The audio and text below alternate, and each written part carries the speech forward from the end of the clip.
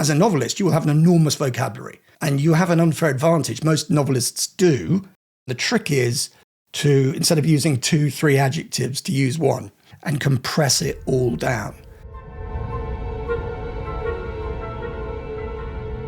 Paul Blackwell, who is a novelist. Let's have a look at Paul's. A slave labourer seizes her chance to escape an airless mine when disaster opens a path to freedom. Upon discovering the architects behind the disaster, she must sacrifice her freedom and risk everything to save humanity. A good logline is a sentence that makes somebody intrigued enough to open the screenplay. This feels like there's a lot of theme there, risking everything, sacrificing her freedom, which is a plot point, saving humanity, which is a big one. Seizes a chance, we probably don't need that. A slave labourer escapes. The fact that it's airless is not particularly interesting. I don't think we've seen the best logline for this story. After a mining disaster, a slave labourer escapes. That's like an escape movie, but then there's the bigger story, which is she's going after the architects behind the disaster. Now, this feels like it's quite a novelistic story, and I'm not sure what the best version of it is, but I love a bit of sci-fi. I love movies in mind. Let's have a look at this. In space, orbiting an airless planet. The cratered dark grey planet is a wide crescent floating in space. Super Alpha Cephei 4. Surface level view of domed structures rising from the jagged rim wall of a large crater. Super Clan Pelinda Mine. At the end of a new tunnel, an articulated mobile drill bores into the raw rock in the airless mine. Bev Colley, 20 years old, in her environment suit seated at the control panel. The Clan Pelinda seagull is visible below her left eye, a henna-coloured tattoo.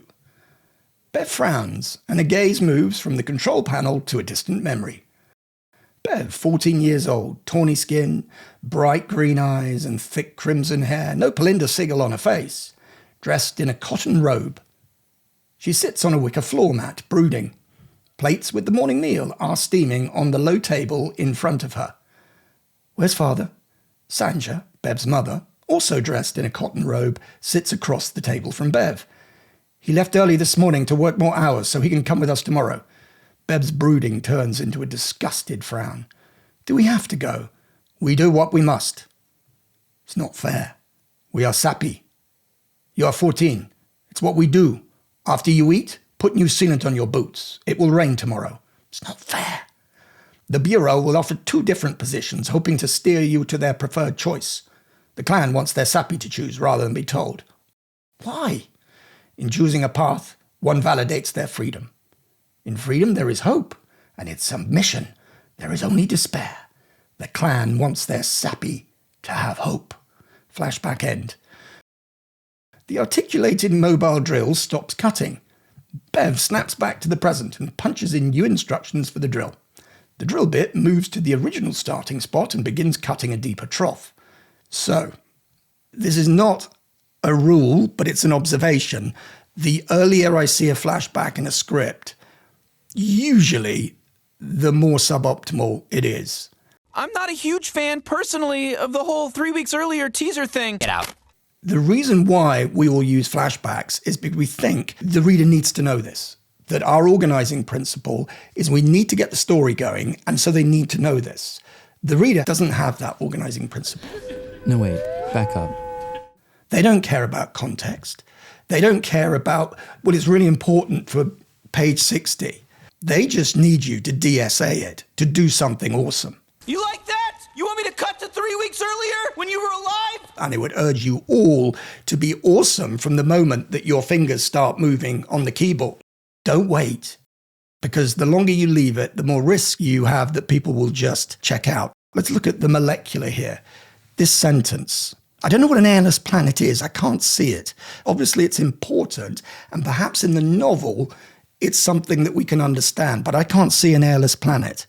The cratered, dark grey planet is a wide crescent floating in space. What is a wide crescent? What's the frame? What am I seeing? So The noun is created, 1, dark, 2, grey, 3, 4. So our key visual is 4 words. Is generally suboptimal. It's not illegal to use the word is, but if you say a dark grey planet floats in space, I can see a dark grey planet floating in space. A wide crescent, there's too much information. This is all good alien stuff. I love all the sci-fi stuff. Here's another image. Can you see it? Are you feeling it? So imagine you're reading, you're tired, you want to watch Netflix, you've already read 3 scripts, and you want this to be awesome. And then you read this sentence. Surface level view of dome structures rising from the jagged rim wall of a large crater. It's a lot of words. Often say, if you had a budget and each word was $1, what is the budget for this sentence? Surface level view, what does that mean? If you say domed structures rise from the jagged wall of a large is fine, but it's vast crater might make me feel something. Remember, the word sentence comes from the Latin sentire, which means to feel. At the end of the new tunnel, that is a clause opening, which means you start with a clause, but that is the noun. So when I read at the end of a new tunnel, I can't see the frame. An articulated mobile drill bores into the raw rock. That's nice. I told you I love mining movies. Now let's look at the introduction to our main character.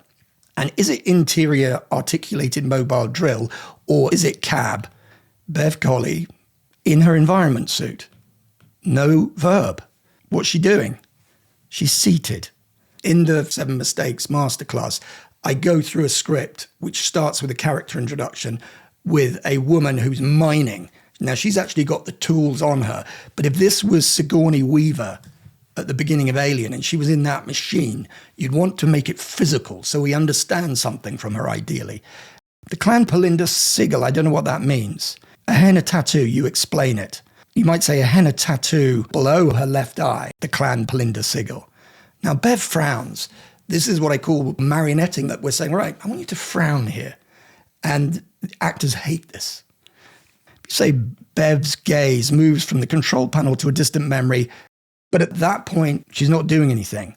Imagine this is a hostile reader saying, okay, so here is Charlize Theron. What's she doing? Okay, she's doing something cool. Oh, what? We're going to go and see her when she's 14. So show me this character in a situation that challenges her, something where there's some conflict, danger, and ideally, I can think, well, what does success look like for Bev Colley in this scene? Because at the moment, she's just a transition device. Now, the fact she's got tawny skin and bright green eyes and thick crimson hair, so there's no verb there. What's she doing? What's the frame? There's no cinematic frame here. Now, you know this book and story back to front, and there is a disconnect between what's in your head and what's in my head. I always want to work with novelists. And increasingly, novelists are coming into the Scriptfella Program to learn how to write screenplays. And they're leaving with techniques that they then apply to their novels. And there was one novelist in particular who did this, and she's just signed her book deal, and she's been very effusive about the program and how it helped her improve her novel writing. As a novelist, I've taken many creative writing courses over the years, and yet it was Dom's Scriptfella Screenwriting Program that taught me the most. It made me consider my work cinematically, how to maximise things like location, light, colour, costume. But above all, it reminded me how to tighten my language and make every word count. I'd recommend the Scriptfella Program to all prose writers, whether you're looking to adapt your novel to a screenplay or simply to review your work from a different angle and fine-tune your craft. Plates with the morning meal are steaming on the low table in front of her. Just steam in front of her. What you're doing is scene blocking. She's sitting and her mum's sitting. You want to give your characters action. Do we have to go? So this is a negotiation. You've got 2 characters who want something different. Bev doesn't want to go. Sanja says she wants her daughter to go. And I think this is fine. There's some extraordinary ideas coming through. There's a lot of inside baseball about the clan wants their sappy to choose, but it doesn't matter that I don't understand. I'm interested in choosing a path one validates their freedom. This is interesting. We're talking the language of slavery. We're talking the language of gladiator, that you do the job and then maybe you get your freedom. Flashback end it's not helping. Stops cutting. When a character stops doing something or starts doing something, it's generally not the optimal choice. If you say the articulated mobile drill powers down, I can see that frame. Stops cutting, I can understand it, but I can't see the frame. The fact that she begins cutting is not optimal. So I don't think we've seen the best of your story yet. But if you change your criteria from a macro perspective, which is let's write a scene that a movie star would want to play, that's number one. Show me this world. Don't use flashbacks the moment we've started. And then on a line-by-line basis, create images that make the reader feel something. That's the step upwards. I hope that makes sense, Paul. It does. Thank you very much.